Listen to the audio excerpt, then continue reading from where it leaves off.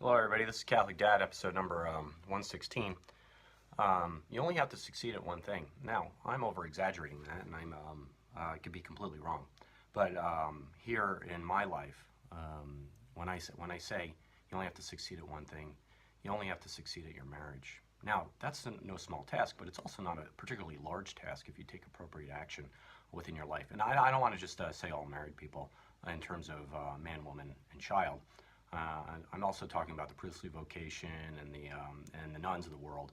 That's their vocation as well. You know, they're in the marital vow to Christ and His church. But you have to succeed at your marriage. Now, if you do that, right, you place your marriage.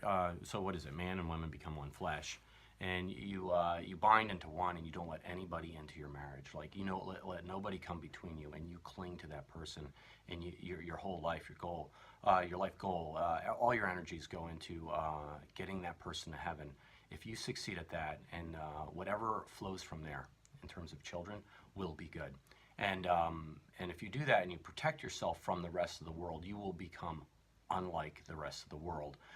People will look at you maybe with crossed eyes, maybe with glares and glances. Maybe they won't trust you, but the majority of people will see what you have, and they will want to have what you have.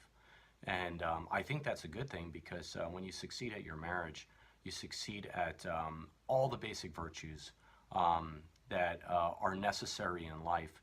Because it's not easy to cling to one person for the rest of your life. I mean, we as humans, we're not necessarily aligned that way. We are mammals, right? And we do have lower appetites. That's our fallen nature. And these lower appetites sometimes incline us to do things that aren't necessarily oriented towards marriage. That's what sin's called, right? And so if you can master your marriage, like make that the hallmark of your entire life, then I'm telling you something, you're going to master the world, you're going to master your faith, you're going to master, and you'll become a beacon of light for the future. And then, oh, by the way, what you're going to do is you're going to create these little children. Like I used to have a good buddy that he used to tell me, he said, hey, Catholic Dad, um, he'd say, when a man loves a woman, children just sort of happen. And so you'll have kids, and then you'll have kids, and then you'll have these babies. And if you master your marriage, you'll master your parenting, you'll master your fatherhood or your motherhood. And if you master that, these little beacons of hope, these little packets of joy and love, whatever they may be, poopy and throw up and all the other stuff, they're one day going to walk into this world, and they're going to see what masterful marriage looks like in their parents, and they're going to want to emulate that too. And I think they're going to want to reproduce that. And if they could reproduce that, that's how winning's done. You know, that's how culture's built. Because if you could have, you could throw a bunch of kids into this world, and then they go and they don't compromise on their ethics, they don't compromise on their virtue, they don't compromise in the ways of the world. And what they do is they find somebody else who's unwilling to compromise as well, and then they cling to themselves. That's how you remake society. Now, here's the other thing. There are a lot of people that don't know virtue, that haven't been taught virtuous behavior, the Thomistic school of theology, and that if you act in a virtuous way and you act honorable, you will attract people to you. And they're going to see what you have, and then they're going to display little avenues of non-virtue.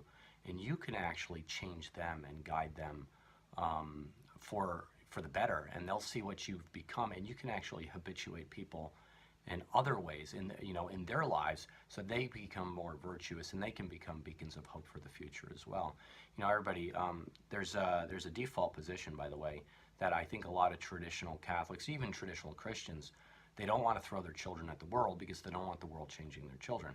I think that's the wrong avenue.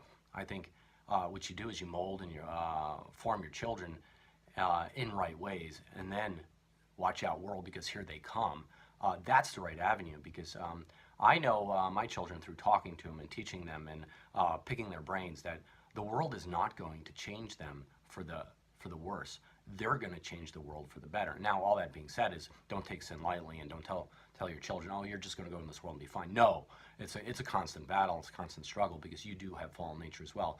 But if you form them well and you show them a good marriage, and you master your craft of marriagehood, fatherhood, motherhood, and that's all you have to do.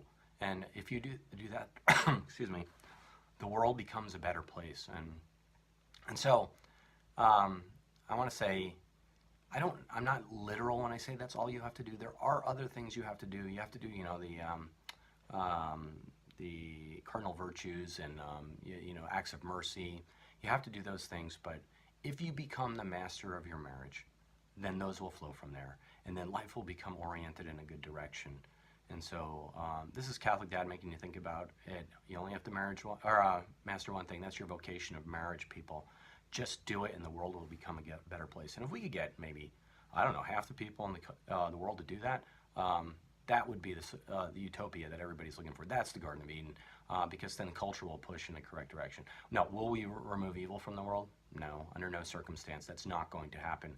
But let's try to minimize the suffering and the desperation in the future by just becoming beacons of life, a light, and forgetting ourselves and clinging to our spouse and becoming one flesh. Get the Mass, pray the daily rosary, God bless, and become the master of your marriage. God bless.